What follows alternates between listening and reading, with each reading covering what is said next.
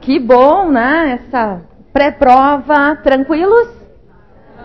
Não? Tá, então vamos ficar. Pessoal, o que eu preparei aqui para nós, né? Pelo pequeno tempo que nós teríamos para fazer essa revisãozinha com dicas. Separei algumas assertivas aqui para que eu possa fazer junto com vocês. Nós vamos julgando e identificando aqueles pontos, né, que são mais importantes. E aí eu acho que fica dinâmico, revisamos e aproveitamos bem esse ponto, tá? Então coloquei aqui para nós fazermos na forma de certo e errado, né, revisando aí esses pontinhos finais. Então vamos lá, que hoje é o dia de vocês responderem, né? Então, questão número 1 para que vocês me acompanhem. Cessará para os menores a incapacidade pela concessão dos pais ou de um deles na falta do outro, mediante instrumento particular, independentemente de homologação judicial, ou por sentença do juiz, ouvido o tutor, se o menor tiver 16 anos completos. Certo ou errado? Errado, porque aqui nós temos duas hipóteses de emancipação. A primeira delas, né, concedida pelos pais, deve ser feita por instrumento público. E a segunda, que é a judicial, em caso de tutela, está correto, né? Então, ela está incorreta porque aqui exige o instrumento público. Lembrem, pessoal, daquelas hipóteses de emancipação legal, né? O que emancipa? Casamento, exercício de emprego público efetivo, colação de grau em curso de ensino superior, ou estabelecimento civil ou comercial, ou existência de relação de emprego, desde que o menor com 16 anos tenha economia própria, né? Então, emancipação é um ponto que a gente aposta. Número 2, pessoal, pode ser declarada a morte presumida sem decretação de ausência, se for extremamente provável a morte de quem estava em perigo de vida, ou se alguém desaparecido em campanha ou feito prisioneiro não for encontrado até 2 anos após o término da guerra. Certo ou errado? Certo, né? Duas hipóteses em que se pode ter a chamada morte presumida sem ausência. Também um detalhezinho, como a banca deixou de fora toda a parte da decretação de ausência, né? Esse é um ponto que também tem bastante chance deles cobrarem, pessoal. Número 3. São considerados bens imóveis as edificações que, separadas do solo, mas conservando a sua unidade, forem removidas para outro local, e os materiais provisoriamente separados de um prédio para nele se reempregarem. Certo ou errado? Certo, né? Então, vamos lembrar que esse aqui são imóveis, né, que não perdem o caráter de imóveis. Mas se a banca me disser que é um material destinado a alguma construção, né, que foi usado e ele virou material proveniente de demolição do prédio, o que ele volta a ser? Móvel, né? Então, só nessa situação, porque ele indica para nós a finalidade, que ele não perde o caráter de imóvel. E só para fazer aquela lembrancinha também, quais são os imóveis para os efeitos legais? Direitos reais sobre imóveis e as ações correspondentes, o direito à sucessão aberta, né? E ponto. Depois, os bens móveis para os efeitos legais. As energias que tenham valor econômico, os direitos reais sobre objetos móveis e os direitos pessoais de caráter patrimonial, né? Que isso é o que sai do que nós não conseguimos enxergar, então temos que memorizar, como vocês já memorizaram, me tranquilizando, né? Então aqui está correta essa número 3. Número 4. Os bens públicos são inalienáveis e não estão sujeitos a uso capião. Certo ou errado? Errado por quê, pessoal? Porque quando se fala em bens públicos assim, nós estamos nos referindo às 3 categorias. Uso comum do povo, uso especial e os dominicais. O que é correto nós dizermos? Que os bens de uso comum do povo e os de uso especial são inalienáveis enquanto eles mantêm esta qualificação. Já os bens dominicais, eles são naturalmente alienáveis, né? Então, cuidem com essa aqui, que ela é clássica. E não estão sujeitos a uso capião. Podemos dizer isso em relação aos 3 tipos? Podemos, né? Então, os 3 tipos de bens públicos não podem ser usucapidos. Mas ela está incorreta, né? Pela primeira parte. Número 5. Essa aqui. Vamos lá, vocês vão lembrar. A prescrição não corre contra incapazes e contra os ausentes do país em serviço público da União, dos estados ou dos municípios. Certo ou errado? Isso, com força, com vontade. Errado. Por que errado, pessoal? Errado porque a prescrição não corre contra absolutamente incapazes. Não deixem a banca pegar vocês, né? Contra os absolutamente incapazes. E a segunda parte ali, contra ausentes do país em serviço público da União, estados e municípios, está correto, né? Cuidem isso. E podemos dizer que tanto a prescrição quanto a decadência não correm contra absolutamente incapaz. E cuidando, porque de todas as causas que nós vimos, né, de interrupção, de suspensão, elas valem, pessoal, para prescrição. A única que nós temos que também se aplica à decadência é essa, né? Não corre contra absolutamente incapaz. Então, seguindo, número 6, aqui também precisa ter atenção. Deve o juiz de ofício conhecer da decadência e da prescrição. Certo ou errado? Errado, porque deve o juiz de ofício conhecer da decadência quando é estabelecida por lei, está certo? Sim. Quando a decadência for convencional, o juiz pode reconhecer de ofício? Não, tem que ser alegado, tem que ser requerido. Lembrando que essa alegação, de acordo com o código, pode se dar em qualquer grau de jurisdição.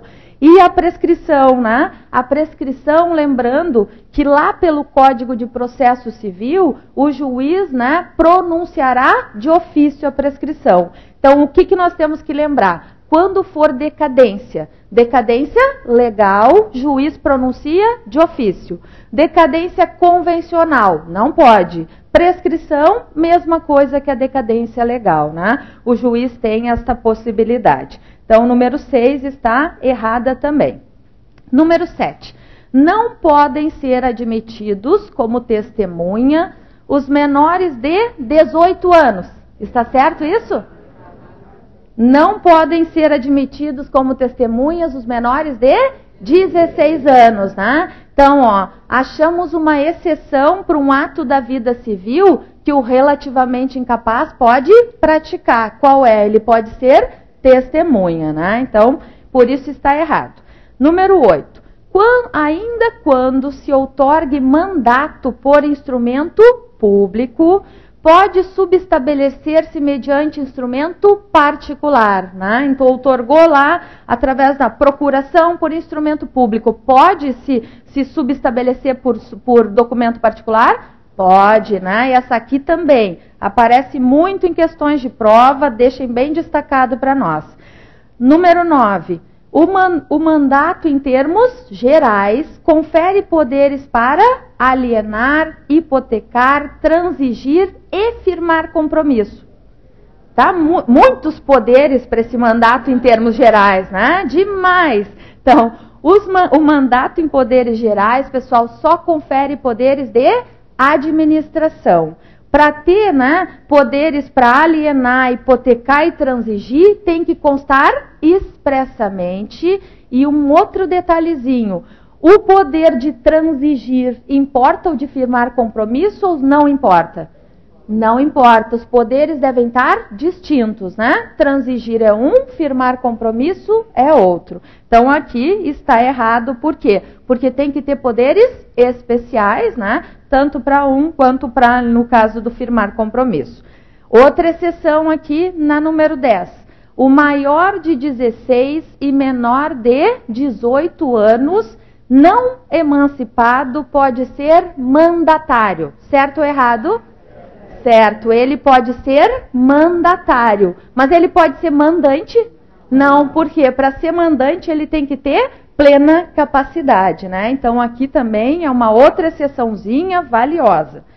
Temos lá na número 11. É justa a posse que não for violenta, clandestina ou precária. Até aí, correto? É de boa fé a posse se o possuidor ignora o vício ou o obstáculo que impede a aquisição da coisa. Está correto? Está, né? Exatamente a definição do que é estar de boa fé. Como referi para vocês, pessoal, posse é um assunto que eu aposto muito na prova, né? Cai para vocês no processo civil, as ações possessórias, né? E cai todo o assunto posse. Então, lembrando, deem uma olhadinha se tiverem alguma dúvida ainda. Esse 12 aqui é bem importante. O possuidor de boa fé tem direito, enquanto ela durar, aos frutos percebidos e à indenização das benfeitorias necessárias e úteis, bem como, quanto às voluptuárias, se não lhes forem pagas, a levantá-las, quando puder, sem detrimento da coisa, e poderá exercer o direito de retenção pelo valor das benfeitorias realizadas. Certo ou errado? Errado, por quê? A primeira parte, até o ponto ali, quando ele diz, possuidor de boa fé tem direito enquanto ela durar aos frutos percebidos. Está correto. Segunda parte, ele tem direito, se ele está de boa fé, a indenização pelas benfeitorias necessárias, úteis e voluptuárias. Só que, e no caso das voluptuárias, se não indenizarem ele, o que ele pode fazer? Levantar, né? Sem causar lá o prejuízo para a coisa. Só que em relação às benfeitorias necessárias e úteis, pessoal, que ele não pode levantar, o que ele tem? O chamado direito de retenção. Não saio daqui enquanto não me pagarem. Por que ela está errada aqui? Porque o direito de retenção não é em relação às três, é só em relação às necessárias e úteis. Então, grifem bem isso. Possuidor de boa fé, o que ele tem direito? Benfeitorias necessárias, úteis e voluptuárias. Retenção, ele tem em relação às três? Não, porque as voluptuárias ele pode levantar. Então, necessárias e úteis. E se fosse o possuidor de má fé, aquele invasor, né? Teria direito apenas às benfeitorias necessárias, sendo que, por essas benfeitorias necessárias, ele tem direito de retenção?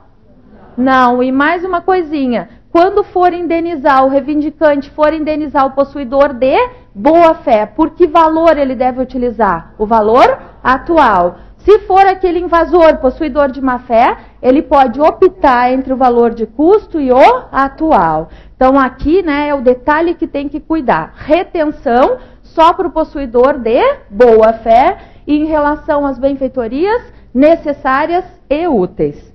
Ah, e o de má fé pode levantar as voluptuárias? Não, né? O invasor não vai levar o chafariz que ele colocou lá, né? Lembram disso? Número 13, pessoal. A servidão proporciona utilidade para o prédio serviente e grava o prédio dominante, que pertence a diverso dono, e constitui-se mediante declaração expressa dos proprietários ou por testamento e subsequente registro no cartório de registro de imóveis. Certo ou errado? Errado porque na servidão quem é que se beneficia? O dominante. É ele que domina, ele que se beneficia. E quem é que serve o outro, que tem que permitir, por exemplo, a passagem? O serviente. E isso aqui, se vocês forem olhar nas questões, eles adoram trocar, né? Então lembrem, servidão, o dominante se beneficia, o serviente serve ao outro, né? Então há esta inversão, por isso ela está errada, e a parte final está correta, pessoal. Como é que se constitui a servidão, né? Por declaração expressa das partes ou através de testamento e registro em cartório. Por quê? Porque sendo um direito real, né, está sujeito a registro. Então, por isso aqui está errada. Número 14. Podem excusar-se da tutela as mulheres casadas, os maiores de 60 anos e aqueles que exercem função pública incompatível com a boa administração da tutela. Certo ou errado? Aqui, as mulheres casadas podem se excusar? Os maiores de 60 anos podem se excusar? E aqueles que exercem função pública incompatível com a boa administração da tutela, é escusa ou impedimento? Impedimento. Isso aqui eu pedi para vocês grifarem lá, né? Tem que ter cuidado. Aqui está errado porque no final é impedimento.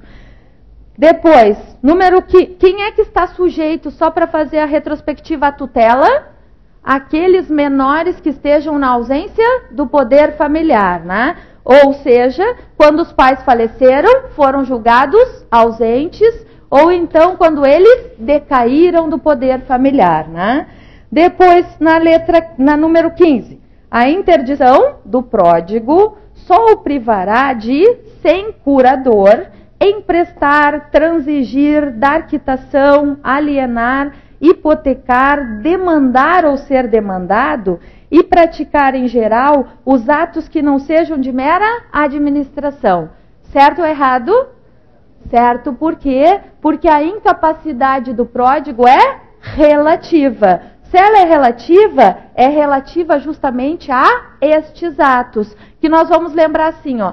Sempre que de alguma forma o pródigo, né, puder com o ato que ele vai praticar comprometer o patrimônio, que traz um resumo disso, o que ele precisa de assistência. E esta assistência vai ser do seu curador, né? Então, acho que ficou mais ou menos dentro do nosso tempo, né? Pelo sinal. Então, não podemos nos delongar. Pessoal, acertamos todas, não acertamos? Sim, estou ouvindo em coro, todo mundo sim, né? Amanhã, lá na prova, vai aparecer coisas muito mais simples do que isso e vocês vão acertar também. Então, o que eu tenho agora para dizer para vocês, né? Uma revisãozinha, pessoal, calma, tranquilidade, fé e confiança, né? Fé em Deus sempre, fé em vocês, na capacidade de cada um, nos esforços que cada um fez, né, para essa preparação. E amanhã, né, rezar um pouquinho, sentar lá e mostrar para que vocês estão lá, né? Porque a vaga de vocês eu sei que já está garantida, né? Então, vamos lá, boa prova, muito sucesso a todos, tá? Fiquem com Deus e um grande abraço.